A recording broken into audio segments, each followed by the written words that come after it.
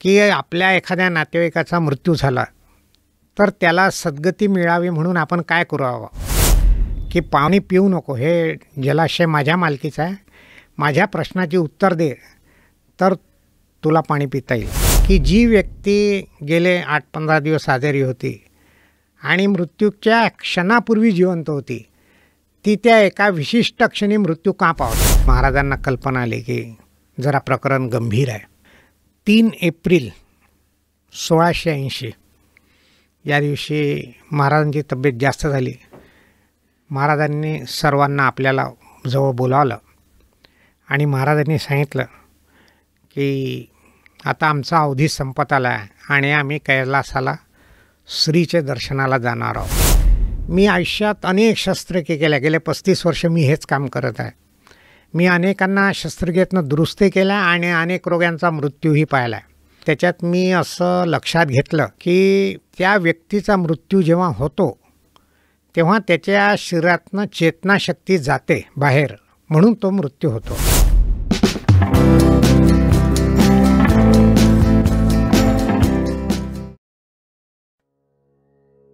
नमस्कार, मी अनिल मनोहरराव फडणवीस. आज ग्रंथप्रेमी चॅनलच्या वतीने मी ज्ञानेश्वरीच्या 8व्या अध्यायावर बोलणार आहे.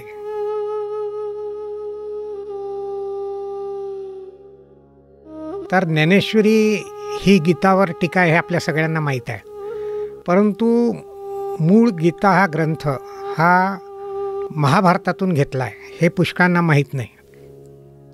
महाभारत हा ग्रंथ फार विलक्षण आहे. अनेक विचारांचा, मानवी मूल्यांचा, मानवी जीवनासंबंधित असणाऱ्या तत्वांचा, अशा विलक्षण अनेक फुलांचा हा एक मोठा बगीचा आहे, सुंदर बगीचा आहे. आणि या सुंदर बगीच्यात गीतारूपी कमळाचा जो सुवास आहे त्यांनी जगातल्या सर्व विचारवंतांना आपल्याकडे आकृष्ट केला आहे. आणि म्हणून गीतेवर अनेक प्रकारच्या टीका लिहिल्या आहेत, त्या साधू संतांनी लिहिल्या. अगदी आद्य शंकराचार्यापासून तर आधुनिक लोकमान्य टिळकांपर्यंत सगळ्या लोकांनी आणि अनेक साधू संतांनी टीका लिहिली आहे. परंतु या सर्वात ज्ञानेश्वर माऊलीची जी टीका आहे ही फार उत्तम आहे. याचं कारण असं की ज्ञानेश्वरी ग्रंथात नवरसाचा अंतर्भाव आहे, त्याच्या भाषेत नाद माधुर्य, अर्थसघनता आहे, भाषेवरची विलक्षण गोडवा आहे आणि एक प्रकारचा जिव्हाळासुद्धा वाचकाला जाणवतो, श्रोत्याला जाणवतो. हा सर्व प्रकार ज्ञानेश्वरीत आढळल्यामुळे ज्ञानेश्वरीचं अधिराज्य मराठी मनावर आज 700 वर्ष झाले तरी आहे.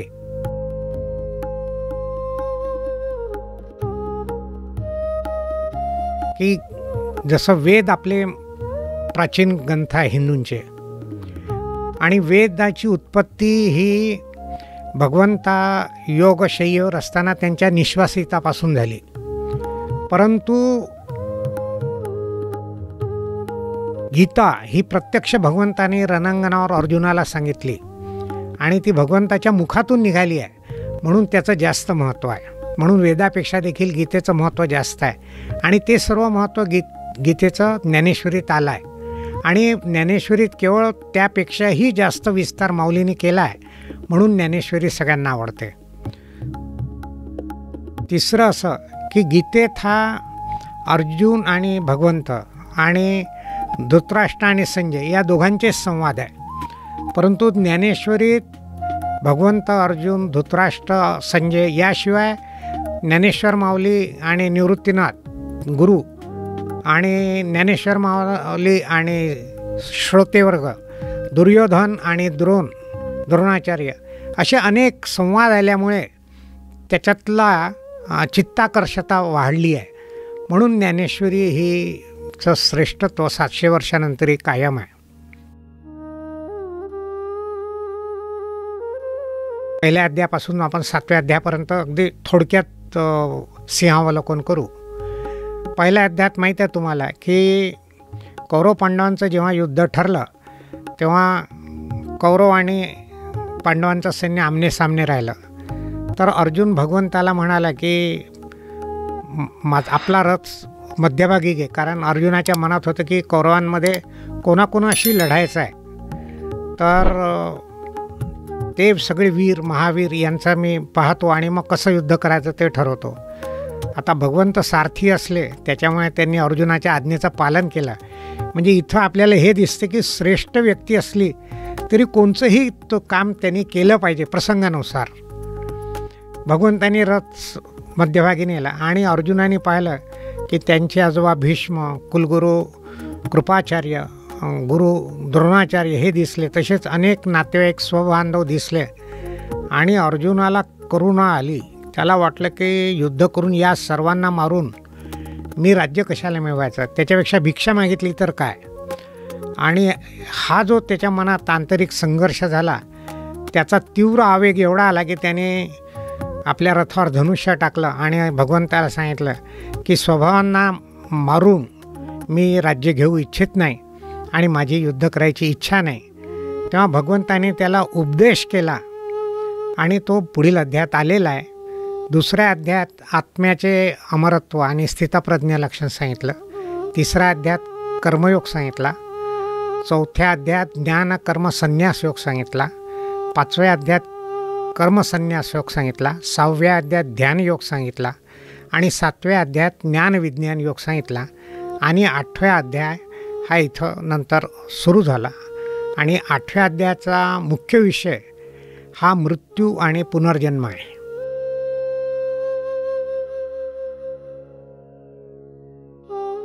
मृत्यू अशी मानवी जीवनात घडणारी घटना आहे की त्यामुळे मनुष्य हादरून जातो. जसं आपल्याच जवळच्या नातेवाईकाचा मृत्यू झाला तर आपण किती दिवस अस्वस्थ राहतो याचा विचार करा.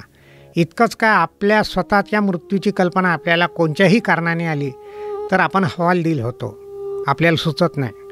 तर मृत्यू ही फार गंभीर गोष्ट आहे, घटना आहे मानवी जीवनातली. तर एक प्रसंग असा मी सांगतो की केवळ मृत्यूचा विचार केला तर जीवन कसं बदलते. आणि ही घटना आहे संत एकनाथ महाराजांच्या चरित्रातली. संत एकनाथ महाराजां फार मोठे संत होते, आपल्याला माहीत आहे. त्यांच्याकडे एक दिवस एक धनाढ्य व्यक्ती आली आणि नमस्कार करून म्हणाली की महाराज, मला माझ्या जीवनात रस वाटत नाही. खरं सांगायचं तर माझा पैसा खूप आहे, घरदार आहे, शेतीवाडी आहे, माझा व्यवसाय खूप जोरात चालतो आणि माझा पैसा भरपूर आहे. मग महाराज म्हणाले, तुला काय कशामुळे जीवनात रस वाटणार. तर तो म्हणे की या संपत्तीचा गर्व आल्यामुळे मी अनेकांशी तोडून बोलतो, त्यांचा अपमान करतो. इतकंच काय, माझ्या घरचे लोक देखील माझ्या वागणुकीमुळे त्रस्त आहे आणि ते देखील माझ्याशी बोलणं टाळतात. त्याच्यामुळे आता मला दुःख वाटते आणि काय करावं सुचत नाही. तर एकनाथ माऊली म्हणाले, बघू आपण काहीतरी विचार करू, मी तुला 15 दिवसांनी सांगतो. 15 दिवसानंतर एकनाथ महाराज त्याच्या घरी गेले आणि त्याला सांगितलं की मी तुझा विचार केला, पण माझ्या असं लक्षात आलं की तुझा 15 दिवसांनी मृत्यू आहे, तर तू तुझ्या व्यवसायाची विल्हेवाट लावून टाक, काही होईल मला सांगता येत नाही. तर तो श्रीमंत गृहस्थ जरा विचारात पडला आणि एकनाथ महाराज गेल्यानंतर त्यांनी आपल्या धंद्याची व्यवसायाची व्यवस्था लावून दिली. आणि मग त्याला असं वाटलं की आता आपले 15 दिवस तर उरले आहेत, तर आता काय करावं, कमीत कमी आपलं जीवनात ज्या चुका झाल्या त्या सुधरवून टाकाव्या. आणि तो मग त्या सर्व लोकांशी नम्रपणे बोलायला लागला, गोड बोलायला लागला. इतकंच काय, काही जणांची त्यांनी क्षमा देखील मागितली की माझ्या हातून चुका झाल्या, तुम्ही मला क्षमा करा. आणि मग लोकांनाही त्याच्यातलं परिवर्तन जाणवलं आणि घरच्यांचाही त्याच्याकडे पाहण्याचा दृष्टिकोन चांगला झाला. त्याला जीवन सुखावं वाटायला लागलं. 15 दिवसांनी पुन्हा एकनाथ महाराज भेटले आणि विचारलं त्याला की या 15 दिवसात तू किती कटू बोलला. तर तो म्हणे, महाराज तुम्ही मृत्यू सांगितला, मी आता गोड बोलतो आणि माफी देखील मागितली काही जणांची, आणि आता माझ्या मनावरचं ओझं गेलं आहे आणि आज रात्री मी सुखाने मरणार. तर एकनाथ महाराजांनी त्याला धीर दिलं की तू काही असा निराश होऊ नको, तुझा मृत्यू तुझ्या गोड बोलण्याने टळला आहे आणि तू आता फक्त आजपर्यंत जसा या 15 दिवसात वागला तसंच पुढील आयुष्यात वाग. आणि तुला एक सांगतो म्हणे की आम्ही संत मंडळी मृत्यूची कल्पना रोज मनात आणतो, त्याच्यामुळे आमच्यातून धर्माविरुद्ध नीतीविरुद्ध असं काहीही घडत नाही आणि त्यामुळे आमचं जीवन लोकांना चांगलं वाटतं. तर इथपर्यंत मला वाटते की मृत्यूचं जे महत्त्व आहे हे माणसाने विचारात घेऊन कसं वागावं त्याची कल्पना भगवंत 8व्या अध्यायात सांगतात. ते आपण पुढे पाहू.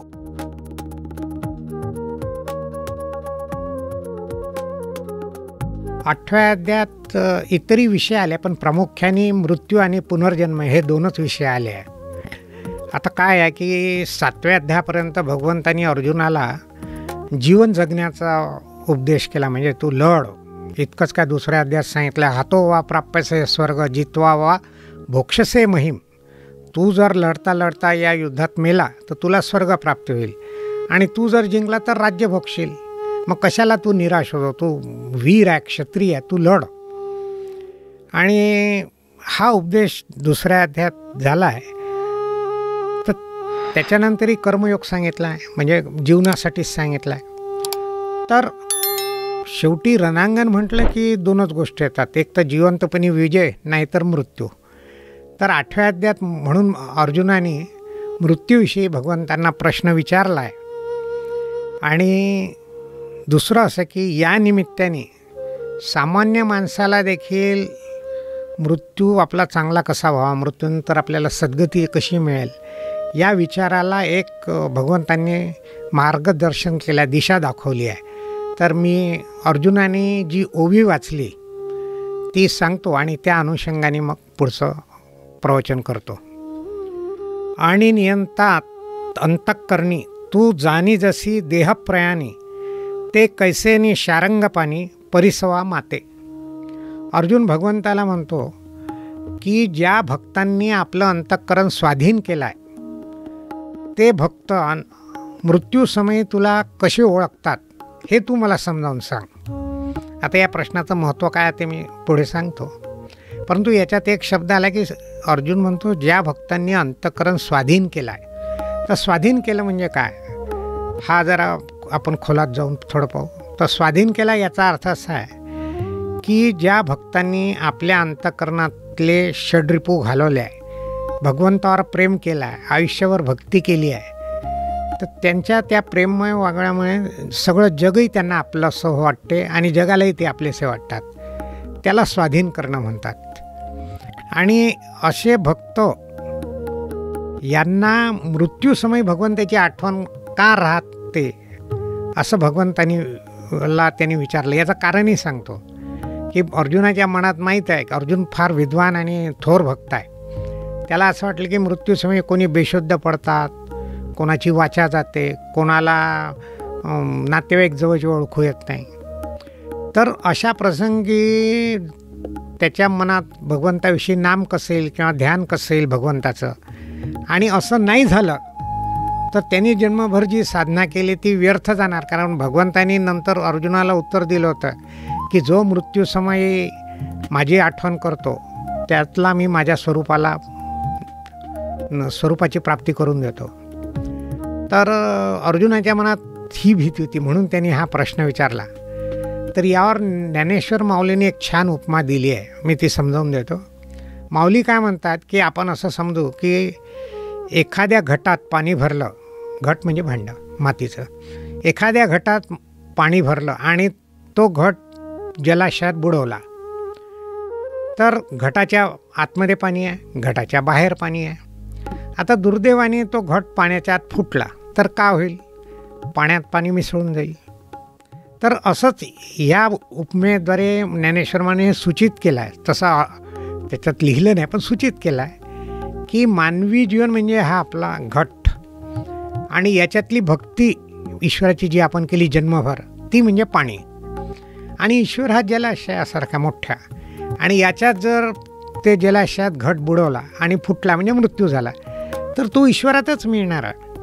आणि याच अध्यायात भगवंतांनी हेही आश्वासन दिलं आहे की जो जन्मभर माझी भक्ती करतो, उपासना करतो, अंत्यसमयी तो कोणत्याही स्थितीत असला तरी त्याचा उद्धार करण्याची जिम्मेदारी, जबाबदारी माझीच आहे.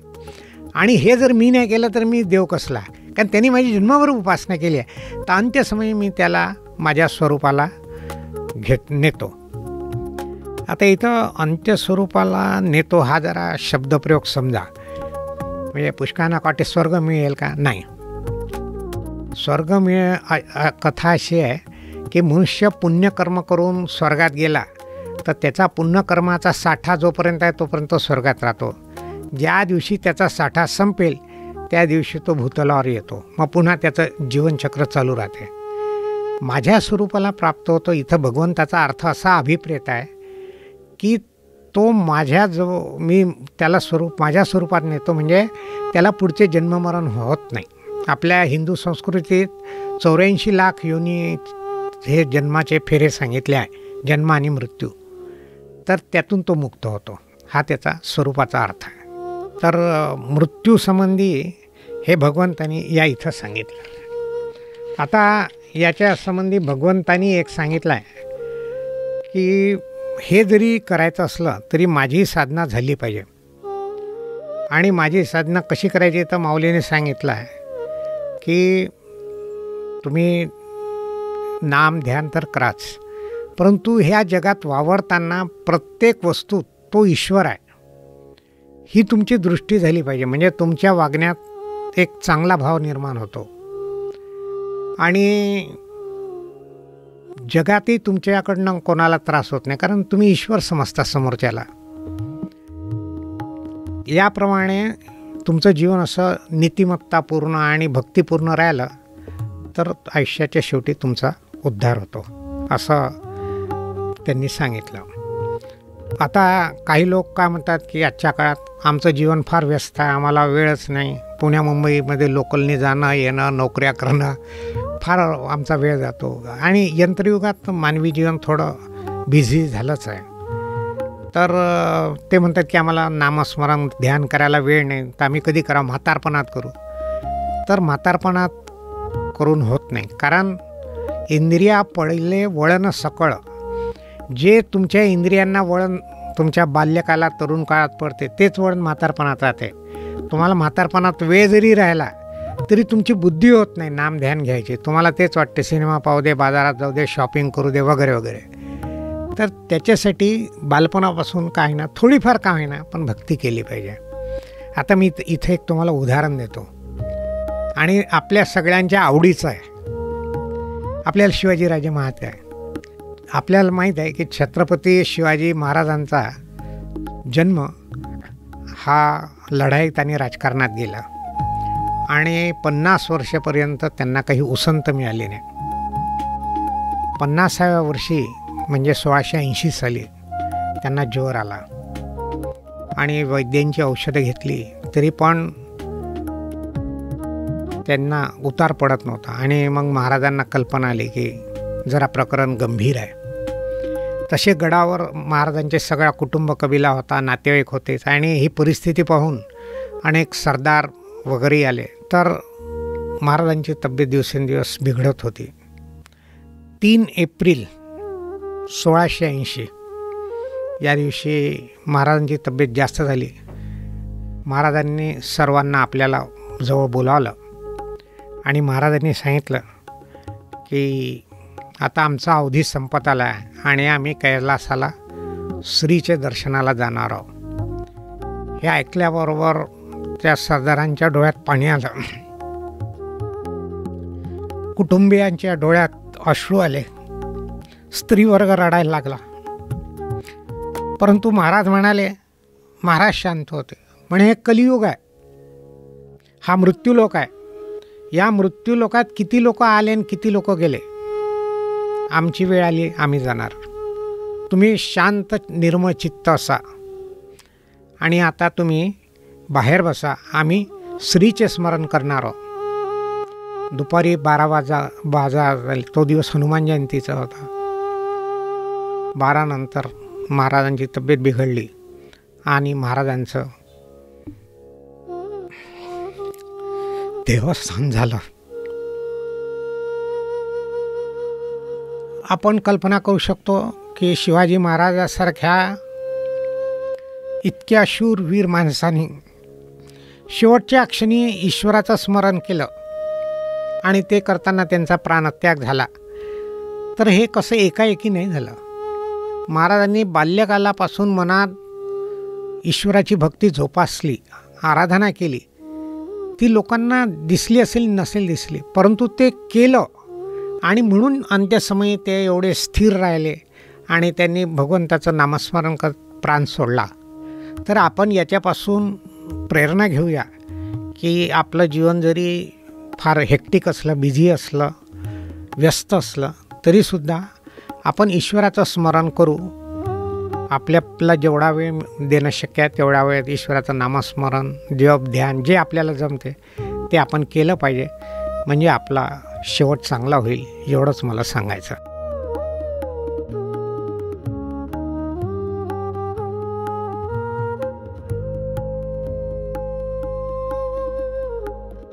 या प्रश्नाचं उत्तर मी शास्त्रीय भाषेत न देता एका उदाहरणाद्वारे देतो.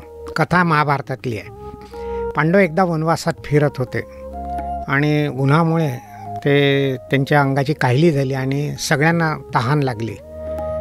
तर धर्मराज नकुलाला म्हणाले की तहान लागली आहे, तू पाण्याचा शोध घे आणि पाणी घेऊन ये आपल्याला सगळ्यांना प्यायला. तर नकुल झाडावर चढला आणि त्यांनी पाहिलं जवळ जलाशय म्हणाला आणि नकुल त्या दिशेने पाण्याकडे जलाशयाजवळ पोचला. जलाशयावर पोचला, त्याला स्वतःला इतकी तहान लागली होती की त्याने ओंजळीत पाणी घेतलं आणि प्यायला गेला. त्याच वेळेला त्याला ऐकू आलं की पाणी पिऊ नको, हे जलाशय माझ्या मालकीचं आहे, माझ्या प्रश्नाची उत्तर दे तर तुला पाणी पिता येईल. पण त्याने दुर्लक्ष केलं आणि तहानीची ती तीव्रता म्हणा किंवा क्षत्रिय स्वभाव म्हणा, त्याने पाणी पिलं आणि तो मृत्युमुखी पडला. इकडे नकुल आला नाही म्हणून धर्मराज चिंतित झाले. त्यांनी सहदेवाला सांगितलं, जा बघून ये, नकुलाला बघ आणि पाणी पण घेऊन ये. सहदेव निघाला आणि सहदेवच्या बाबतीत अगदी हीच घटना झाली. मग धर्मराजांनी अर्जुनाला पाठवलं, भीमाला पाठवलं, सर्वांच्या बाबतीत हीच घटना घडली. सगळे मृतप्राय झाले. शेवटी धर्मराज आले आणि धर्मराजांनी पाहिलं की त्या तलाजवळ आपले एवढे वीर बंधू मृत झाले आहे. त्यांना आश्चर्य वाटलं आणि पण आता त्यांनाही तहान लागली, ते पाणी प्यायला गेले. तर पुन्हा त्यांना आवाज आला, थांब, पाणी पिऊ नको, नाही तर तुझी गत तुझ्या भावासारखी होईल. त्यांनी वळून पाहिलं तर त्यांना एक बगळा दिसला आणि तो मानवी भाषेत बोलत होता. तो म्हणाला की मी यक्ष आहे आणि हे जलाशय माझ्या मालकीचं आहे आणि माझ्या परवानगीशिवाय तू पाणी पिऊ नको. तर धर्मराज हे धर्मराज होते. ते म्हणाले, जर तुझ्या मालकीचं जलाशय आहे तर तुझ्या संमतीशिवाय मी पाणी पिणार नाही, मला कितीही तहान लागली असली तर. बरं, मग मी काय करावं पाणी पिण्यासाठी? तर म्हणे माझ्या प्रश्नाची उत्तर दे. तर धर्मराज म्हणाले, मी माझ्या बुद्धीनुसार तुला उत्तर देतो. वास्तविक ते धर्मपंडित होते, तरी ते विनयाने बोलले. आणि नंतर यक्षाने धार्मिक, आध्यात्मिक खूप कठीण प्रश्न विचारले आणि सर्व प्रश्नाची धर्मराजांनी यथायोग्य उत्तर दिली. आणि यक्ष प्रसन्न झाला आणि म्हणाला की मी तुझी परीक्षा पाहिली आणि तू पास झाला आहे, आता पाणी तर तू पिऊ शकतो, याशिवाय तुला काही पाहिजे असेल तर वर माग, मी देतो. तर ते म्हणाले, तुम्ही एवढंच करा की माझे बंधू हे मृत झाले, त्यांना जिवंत करा. आणि ते सर्व बंधू जिवंत झाले आणि धर्मराजांनी पाणी पण पिलं. आता हे कथा जी मी सांगितली याच्यात एक महत्त्वाचा प्रश्न सांगितला नाही, कारण कथा म्हटलं पहिले संपवून घ्यावी. या कथेमध्ये एक महत्त्वाचा प्रश्न धर्मराजाला विचारला होता की या जगातलं सर्वात मोठं आश्चर्य सांगा. आता समजा हा प्रश्न आपल्याला विचारला आहे आजच्या काही, तर आपण ताजमहाल म्हणू, कोणी राम मंदिर म्हणेल, अयोध्याचं वगैरे आपापल्या पद्धतीने भारतातले लोक. परंतु धर्मराजांनी छान उत्तर दिलं, तर्कसंगत. धर्मराज म्हणाले की प्रत्येक मनुष्य प्रतिदिन या जगात लाखो माणसाचा मृत्यू पाहतो, परंतु प्रत्यक्षात जीवनात तो मी अमर आहे असा म्हणून वागतो, हे सगळ्यात मोठं आश्चर्य आहे. आणि म्हणूनच पहा की या समाजात, आपल्या देशात किंवा परदेशातही म्हणा, हिंसा, अनितीने वागणं, हे सगळं का घडतं की मनुष्य स्वतःला अमर समजतो. तर हे उत्तर एवढ्यासाठी दिले की सामान्य माणसाने मृत्यूचा विचार करून लहानपणापासून आपलं जीवन अध्यात्म मार्गाकडे कसं समोर जाईल याचा विचार करावा आणि थोडीफार तरी काय ना कृती सुरुवात करावी. पुष्कळ लोक का करतात की आयुष्याच्या शेवटी मग त्यांना वाटते आयुष्य सगळं गेलं, आपण काय केलं, मग थोडा बहुत दानधर्म करतात मग थोडा बहुत जप करतात. परंतु या करण्याने ते चांगलं आहे, पण त्यांनी तेवढा फायदा होत नाही. या कथेच्या द्वारे आणि आधी सांगितलेल्या सगळ्या तत्त्वज्ञानाचा आशय हाच आहे की आपण आपल्या बालपणापासून ईश्वरी साधना आणि नीतिपूर्ण जीवनाचा अंगीकार केला पाहिजे.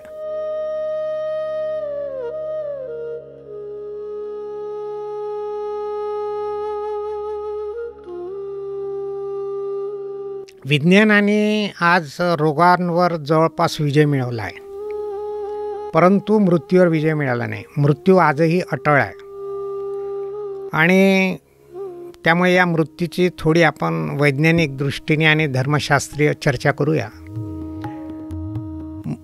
जे म्हातारपणात काही रोग येऊन मृत्यू होतो तो नैसर्गिक असतो, त्याला कालज मृत्यू म्हणतात.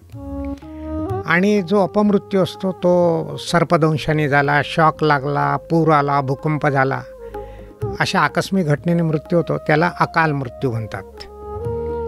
आता या मृत्यूची व्याख्या कॅनेडियन मेडिकल असोसिएशनने केली आहे. ते काय म्हणतात की जेव्हा व्यक्तीचं शरीर कोणत्याही बाह्य उत्तेजनाला प्रतिसाद देत नाही आणि यंत्रावर त्याच्या मेंदूच्या लहरी निर्विकार असतात, त्याचे डोळे निस्तेज पडतात, तेव्हा त्या व्यक्तीचा मृत्यू होतो. ही एक शास्त्रीय व्याख्या आहे. तर काही लोक प्रश्न असा विचारतात की एखादी व्यक्ती मृत पावते, तर डॉक्टर लोक हे अचूक सांगतात की याचा मृत्यू कॅन्सरने झाला, याचा मृत्यू TBने झाला किंवा या रोगाने झाला. परंतु ते हे सांगू शकत नाही की जी व्यक्ती गेले 8-15 दिवस आजारी होती आणि मृत्यूच्या क्षणापूर्वी जिवंत होती, ती त्या एका विशिष्ट क्षणी मृत्यू का पावते, काय होतं म्हणजे असं काही. तर याला काही लोक उत्तर देतात त्याचा श्वास प्रश्वास थांबल्यामुळे मृत्यू होतो. तर यावर एक असा युक्तिवाद केला जातो की योगी लोक कुंभक लावून समाधी घेतात, मग ते कसे जिवंत राहतात. आता महाकुंभ झाला, मागच्या 12 वर्षापूर्वी जो कुंभ झाला, त्या कुंभात पायलट बाबांनी सगळ्यांसमोर 7 दिवस भूगर्भ समाधी घेतली होती आणि 7 दिवस झाल्यानंतर ते जिवंत त्या भूगर्भातनं बाहेर आले होते, म्हणजे भुयारातनं, आणि चांगले होते. तर हे कसं शक्य आहे. तर थोडक्यात की या संबंधात अजून थोडं विज्ञानाला अचीव करायचं असं आपण समजू. आता या संबंधात अजून एक थिअरी काही मांडण्याचा प्रयत्न केला आहे. तर टोरॉन्टो हॉस्पिटलचे सर्जरी प्रमुख डॉक्टर बिगेलो, तर हे डॉक्टर बिगेलो यांनी एका मुलाखतीत म्हटलं आहे की मी आयुष्यात अनेक शस्त्रक्रिया केल्या, गेले 35 वर्ष मी हेच काम करत आहे. मी अनेकांना शस्त्रक्रियेतनं दुरुस्ती केल्या आणि अनेक रोगांचा मृत्यूही पाहिला आहे. आणि अनेक रोगांचा मृत्यू मी पाहिला, त्याच्यात मी असं लक्षात घेतलं की त्या व्यक्तीचा मृत्यू जेव्हा होतो तेव्हा त्याच्या शरीरातनं चेतनाशक्ती जाते बाहेर, म्हणून तो मृत्यू होतो.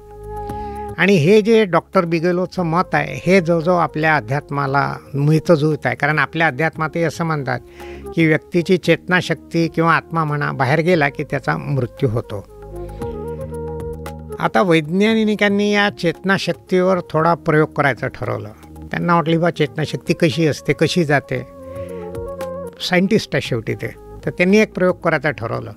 एक वैज्ञानिक लोकांचं त्यांनी मंडळ स्थापन केलं आणि एक रोगी जो गंभीर आजारापायी मरणार होता त्याची लिखित परवानगी घेतली प्रयोग करणार म्हणून.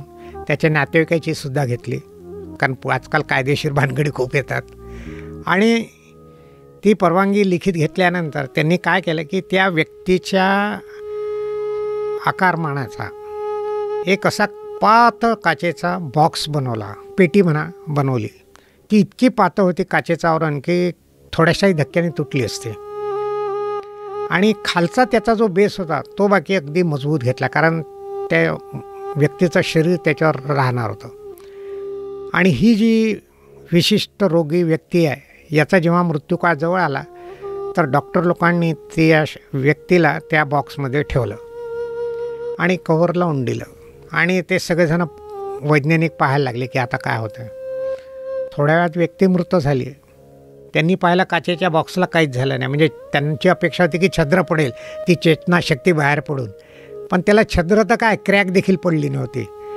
म्हणजे त्यांच्या लक्षात नाही आलं की चेतनाशक्ती जाते म्हणजे नेमकं काय होते. आणि आजतागायत हा प्रश्न अजूनही सुटला नाही. तर म्हणजे विज्ञानातला काही गोष्टी थोड्याफार माहीत नाही, हे आपण मान्य करूया. आता या प्रश्नाचा दुसरा भाग जो आहे की धार्मिक रीतीने आपल्या नातेवाईकाची मृत्यू झाला तर त्याला सद्गती कशी मिळेल. तर हे याच्याबद्दल मी फार सांगण्यापेक्षा मनोजित नावाचा एक आपला भारतीय होता, तो कॅलिफोर्निया इन्स्टिट्यूटमध्ये मृत्यू या विषयावर प्रबंध लिहिणार होता. तर त्यांनी वैज्ञानिक डाटा गोळा केला आणि थोडं आध्यात्मिक याच्यात काही मतं घ्यावी म्हणून तो भारतात आला. आणि भारतात गणेशपुरीचे जे त्यावेळेचे पीठाधीश होते मुक्तानंद बाबा, या मुक्तानंद बाबाला तो भेटला आणि त्यांनी काही प्रश्न विचारले. मी महत्त्वाच्या 2 प्रश्नाचा उल्लेख करतो. त्यांनी पहिला प्रश्न विचारला की आपल्या एखाद्या नातेवाईकाचा मृत्यू झाला तर त्याला सद्गती मिळावी म्हणून आपण काय करावं. तर ते म्हणे तुम्ही काही करू नका, कारण ती जी व्यक्ती आहे ती मृत्यूच्या काळात अर्ध मेल्यासारखी असते, त्याला तुमचं अस्तित्व पण जाणवत नाही. हां, तुम्ही एवढं करू शकता की त्याच्याजवळ राहून प्रार्थना म्हणू शकता की त्याला सद्गती मिळावी. हा पहिला प्रश्न झाला. मग दुसरा प्रश्न, आता माणसाचं स्वतःवर प्रेम राहते, हे माहीत आहे, हा जगप्रसिद्ध नियम आहे, इतरांपेक्षा माणसाचं स्वतःवर प्रेम राहते. तर मनोजितने विचारलं की माझा मृत्यू शांतपणे कसा होईल. तर ते म्हणे तुझा मृत्यू जर शांतपणे व्हायचा असेल तर तू आयुष्यभर ध्यान कर, कारण ध्यान केलं की तुझी मनोधारणा मी आत्मा आहे ही होईल आणि मी शरीर नाही. त्यामुळे साहजिकच मृत्यूच्या वेळेला जी माणसाला शरीर आपलं सुटेल ही भीती राहते, ती तुला राहणार नाही आणि तुझा मृत्यू शांतपणे होईल. याशिवाय तू भगवंताचं नाम जप कर, ते देखील तुला मृत्यूच्या वेळेला आठवेल आणि तुला सद्गती मिळेल. तर मनोजितचं समाधान झालं. ती प्रश्नोत्तरं प्रसिद्ध झाली आहेत आणि मुक्तानंद बाबाचं जे चरित्र आहे त्याच्यात त्याचे दाखवले आहे. मी फक्त थोडासा अंश घेतला.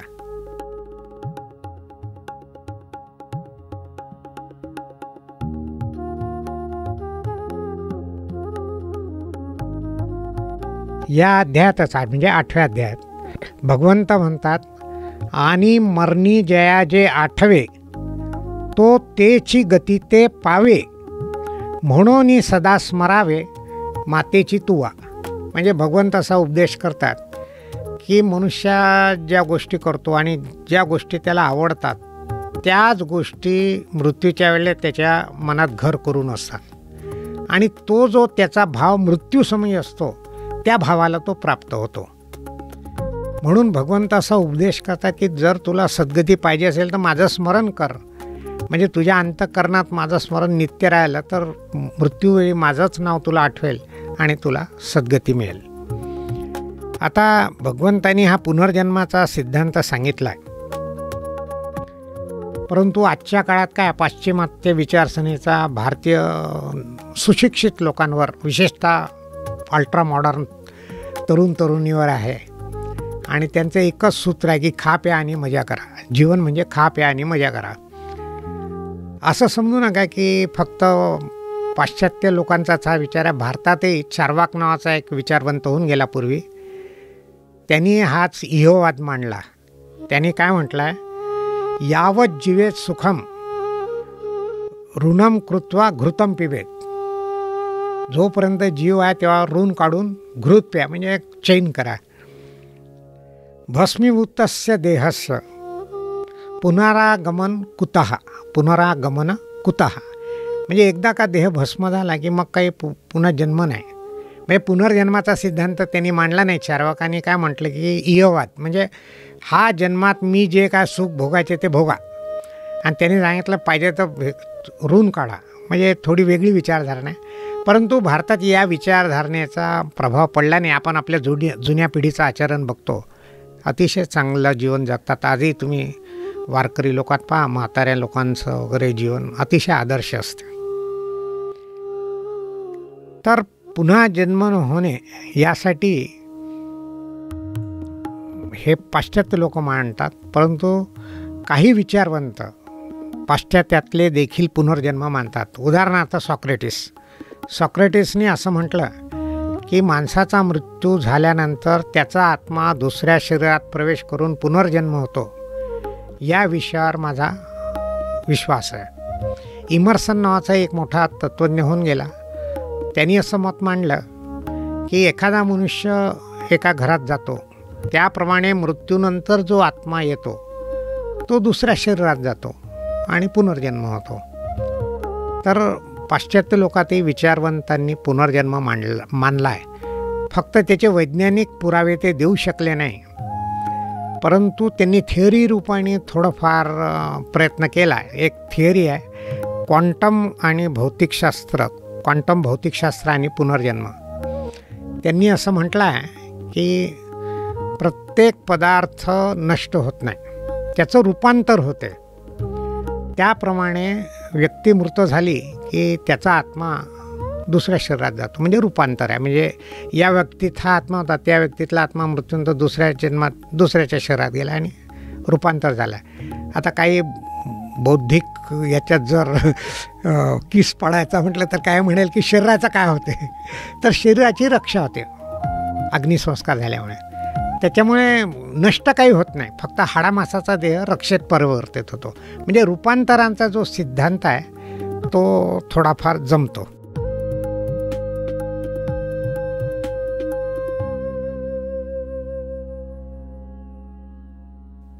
लाखो लोकात एखाद्या व्यक्तीला पुनर्जन्माची माहिती असते. आपल्या टी व्हीवर मध्यंतरी काही पुनर्जन्माविषयी सिरियल आल्या होत्या, मी पाहिल्या आहे त्याविषयी मी फारसं बोलत नाही, काही लोकांनी पाहिल्या आहे त्या. परंतु आपल्या इथे जे साधू संत अपरिग्रह व्रत पालन करतात त्यांना पुनर्जन्म सांगता येतो. याचं एक सूत्र आहे, अपरिग्रहे जन्मकथनांत संबोधा. म्हणजे हे पतंजलीचं योगसूत्र आहे. म्हणजे जी व्यक्ती अपरिग्रह व्रतात स्थिर झाली असते त्याला पुनर्जन्माविषयी माहिती असते, ज्ञान असते. आता अपरिग्रह व्रत म्हणजे काय? सोपा अर्थ असा की संचय न करणे. म्हणजे आपण सांसारिक लोक घरदार, पैसा, अडका, वस्त्र, भूमी याचा संचय करत राहतो. साधू लोक काहीच करत नाही. तर जो काहीच संचय करत नाही, इतकंच काय म्हणजे कपडेला ते पैसा जाऊ द्या, अन्नाचा देखील ते संचय करत नाही, त्याला ते अपरिग्रह व्रत म्हणतात. आणि ह्याच्यात जे स्थिर झाले त्यांना ही सिद्धी येते. आता याचं एक उदाहरण मी देतो की योगानंद परमहंस, एक तुम्ही नाव ऐकलं असेल, त्यांनी ॲटोबायोग्राफी ऑफ ए योगी ग्रंथ लिहिला आणि तो फार प्रसिद्ध आहे. तर या ग्रंथातली कथा अशी आहे की योगानंद त्याच्या शिष्याचा पुनर्जन्म शोधून काढतात आणि फार ती आकर्षक आहे, इंटरेस्टिंग आहे. मी सांगतो. योगानंद सरस्वती त्यांच्या तरुणपणी ते विद्यार्थ्यांना शिकवत असत. तर या शिकवण्यात सदाचार शिकवायचा, म्हणजे ज्ञान शिकवायचंच आपलं शालेय, पण चांगली माहिती अध्यात्मावर सगळं शिकवायचं, असं ते करत असत. त्यांच्या वर्गात काशी नावाचा एक मुलगा होता आणि या काशी आध्यात्मिक वृत्तीचा जास्त होता. तर या काशीला आपल्या गुरूंबद्दल प्रेम होतं आणि एक दिवस त्यांनी एकांतात विचारलं की महाराज, माझा मृत्यू होईल का, मला सांगा. तर योगानंद गंभीर झाले आणि म्हणाले की तुझा लवकरच मृत्यू आहे, तू विचार कर. आणि खरोखरच काही दिवसांनी काशीचा मृत्यू झाला. मृत्यू होण्यापूर्वी काशीने एक विनंती केली होती योगानंदांना की या जीवनात माझं आध्यात्मिक उन्नती झाली नाही तर पुढील जन्मात होईल, यासाठी तुम्ही काही करा.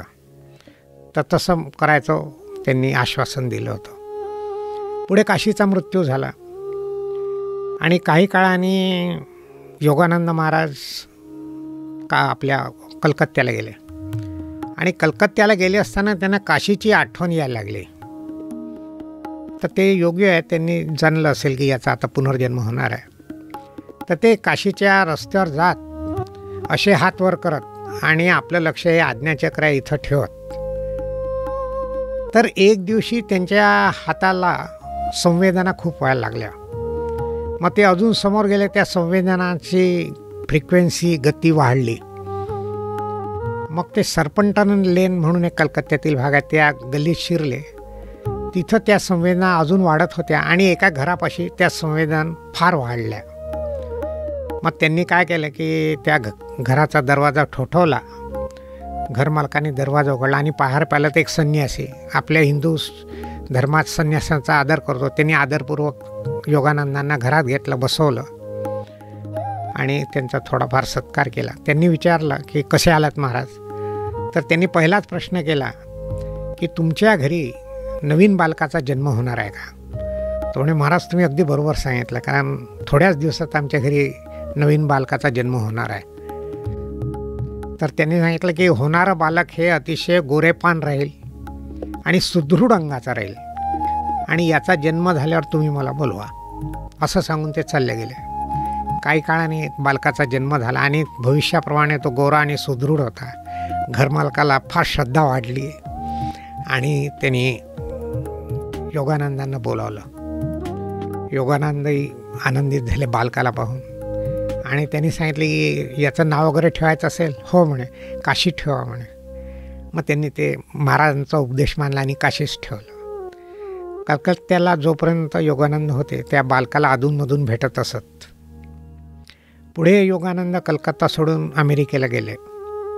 इकडे काशी मोठा झाला आता आणि काही काळाने काशीचं पत्र योगानंदांना अमेरिकेत आलं की महाराज मी अध्यात्म साधना करत आहे, परंतु आता माझा रस्ता जरा थांबल्यासारखा वाटतो, आपण माझे गुरु व्हा. तर योगानंदांनी सांगितलं की मी तुझा गुरु आता होणार नाही, तू हिमालयात जा आणि अमुक योग्याला भेट, ते तुझा आध्यात्मिक प्रगती करून देईल. आणि काशीने त्याप्रमाणे आपलं घरदार सोडून हिमालयात जाऊन त्या गुरुच्या मार्गदर्शनाखाली आपली उन्नती केली, अशी ही कथा आहे. तर गुरु हे आपल्या शिष्याचं कल्याण करतात हे या कथेने दिसलं. तसंच त्यांना पुनर्जन्म कळतो हे देखील या कथेद्वारे आपल्याला दिसलं.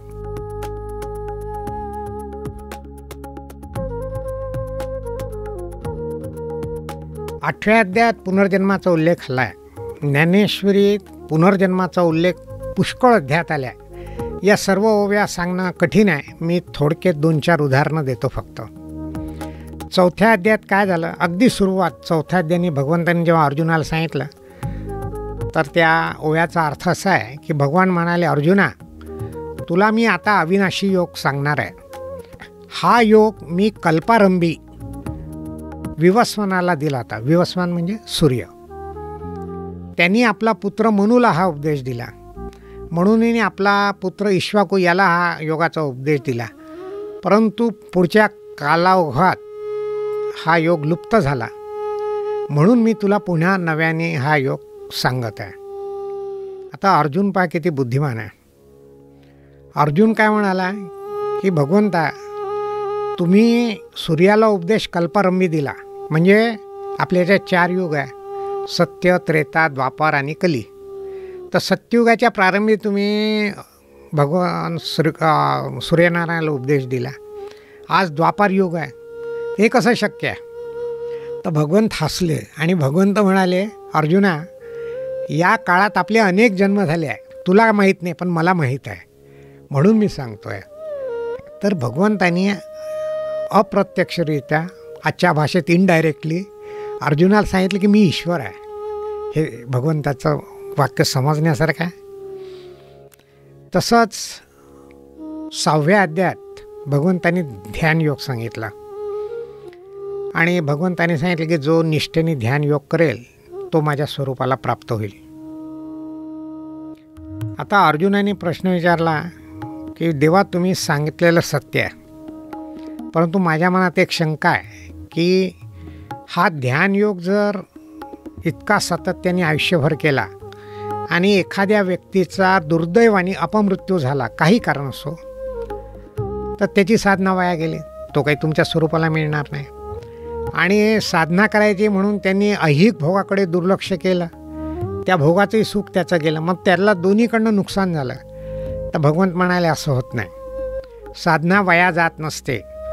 जी व्यक्ती माझी साधना करते त्याच्या पुढील जन्मात म्हणजे पुनर्जन्मात त्या विद्येचा काही भाग त्याच्याजवळ असतो आणि त्याचा जन्म उच्च कुलात होतो, चांगल्या कुलात होतो, म्हणजे जेणेकरून तो या मार्गाला लागेल अध्यात्माच्या आणि त्याची साधना तो पूर्णत्वाला नेतो. इतकंच काय, त्याची साधना द्रुतगतीने फलद्रूप होते. म्हणजे हाही पुनर्जन्माचा दाखला 6व्या अध्यायात दिला आहे. 8व्या अध्यायाचं मी सांगितलंच उदाहरण. आता 14व्या अध्यायातही फार ओळी आल्या आहे. मी एकच ओळी सांगतो. आता काय येणे बहवे, जो तमोगुणी मृत्यू लाहे, तो पशु का पक्षी होय, झाड का कृमी. तर भगवान काय म्हणतात की जी व्यक्ती तमोगुणी असते, तमोगुणी म्हणजे पापाचरण करणारी, आपला स्वार्थासाठी काहीही करायला विचार न करता करायचं. म्हणजे उदाहरणार्थ वेळ पडली तर आपल्या स्वार्थपूर्तीसाठी हिंसा करायची, बलात्कार करायचा, कोणचंही पापाचरण त्याला आवडते, कारण त्याला त्याचा स्वार्थ बघायचा असतो. तर असा जो पापाचरण करणारा आहे त्याच्या मृत्यूनंतर तो झाड, पशु, पक्षी किंवा एखादा कीटक या योनीत जातो आणि मग त्याची उत्क्रांती व्हायला पुष्कळ काळ लागतो. याप्रमाणे अनेक अध्यायात पुनर्जन्माचे उदाहरण आले. मी तुम्हाला 3-4च सांगितले.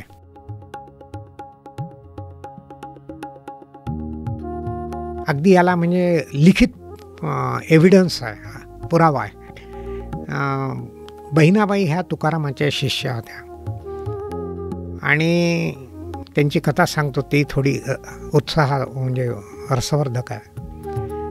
तर या बहिणाबाईंना ज्या दिवशी त्यांनी साधना केली तुकाराम महाराजांच्या अनुग्रहाप्रमाणे आणि काळानंतर काही कालाने त्यांना एक दिवशी जाणवलं की आता माझा मृत्यू लवकर आला आहे. परंतु दुर्दैवाचा योगायोग असा की ही ज्या दिवशी त्यांना समजलं त्याच दिवशी त्यांचा पुत्र विठोबा, त्याची बायको रुक्मिणी, तिचा मृत्यू झाला. आता विठोबाला हे दुःखदायक घटना आपली पण सांगू नये, आधीच तो दुःखात आहे, म्हणून त्यांनी सांगितलं की तू हिचं श्राद्ध करायला गोदातीरी शुक्ल तीर्थावर जा आणि मग ये परत तिथले क्रियाकर्म करून. त्याप्रमाणे विठोबा शुक्ल तीर्थाला गोदावरी काठी गेला. तो गेल्यानंतर काही दिवसांनी बहिणाबाईने एक पत्र पाठवून रुक्मिणीच्या 13व्या दिवशी विठोबाला बोलावून घेतलं. आता पत्र मिळालं तर विठोबा धावपळ करत बरोबर 13व्या दिवशी आला आणि रुक्मिणीचं त्यांनी काय क्रिया वगैरे केल्या आपल्या धार्मिक पद्धतीप्रमाणे. परंतु नंतर बहिणाबाईंनी सांगितलं की आता माझाही मृत्यू लवकर होणार आहे आणि तू तुझ्या मनाची तयारी कर. आणि अजून त्याला सांगितलं की माझ्या मृत्यूनंतर तुझे 5 जन्म होणार आहे आणि त्यानंतर तू मुक्त होशील. मग तो म्हणाले की तू संत आहे, तुझे हे जे विचार आहे ते अभंग रूपाने लिही.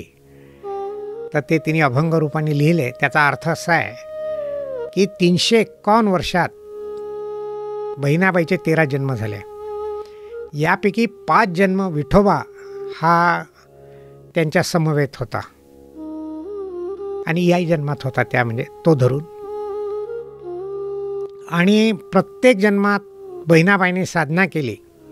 मात्र तुकोबाच्या अनुग्रहानंतर त्यांची साधना पूर्ण झाली आणि ते म्हणाले की आता माझं मन शुद्ध झाले आहे आणि मी ईश्वर स्वरूपाला प्राप्त होणार आहे आणि तू देखील पुढचे 5 जन्मात साधना कर, तू देखील ईश्वर स्वरूपाला प्राप्त होईल. आणि हे सर्व त्यांनी अभंगात लिहिलं आहे. ते निर्वाणीचे अभंग म्हणून प्रसिद्ध आहे, आजही आपण पाहू शकतो. 8व्या अध्यायाचा आपण सगळं ऐकलं आहे आणि त्याचं कन्क्ल्युजन म्हणा, अनुमान म्हणा एवढंच आहे की आपण आपल्या बालपणापासून काही ना काही साधना करावी आणि हा जो मानवदेह आपल्याला दुर्लभ मानवदेह म्हणतात तो लाभला आहे, त्याचं सोनं करावं एवढी मी आपली सगळ्यांना विनंती करतो. हरिओम.